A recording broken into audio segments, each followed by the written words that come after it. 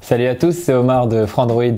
On se retrouve aujourd'hui pour un nouveau speed test et cette fois-ci on oppose deux grands téléphones, le Samsung Galaxy Note 8 au Huawei Mate 10 Pro. Pour rappel, un speed test est une épreuve de rapidité dans laquelle on lance 15 applications à la suite sur les deux téléphones et on fait ça deux fois. Le premier cycle sert à mesurer le temps d'ouverture des applications tandis que le second permet de voir comment chaque système gère sa mémoire vive. Avant de commencer, on précise que le Galaxy Note 8 est équipé d'un Exynos 8895 et que le Mate 10 Pro lui profite d'un Kirin 970. Les deux smartphones ont 6 Go de RAM. C'est parti! Je précise que la vitesse des images à l'écran a été multipliée par 2. Assez rapidement, le Huawei Mate 10 Pro prend une courte tête d'avance et mène la course avec environ une application d'écart.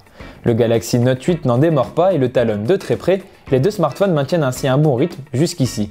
Pendant un certain temps, cet écart reste plus ou moins inchangé tandis que les applications s'enchaînent.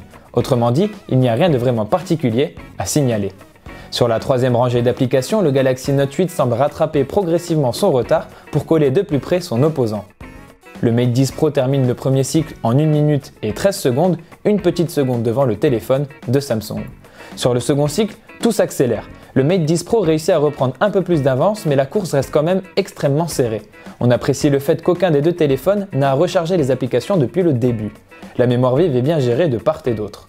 Le Mate 10 Pro termine le second cycle en 33 secondes contre 35 secondes pour le Galaxy Note 8. En cumulant les deux cycles de ce speed test, on voit que le Samsung Galaxy Note 8 enregistre un retard de 3 secondes sur le Huawei Mate 10 Pro. Autrement dit, c'est une différence vraiment très négligeable.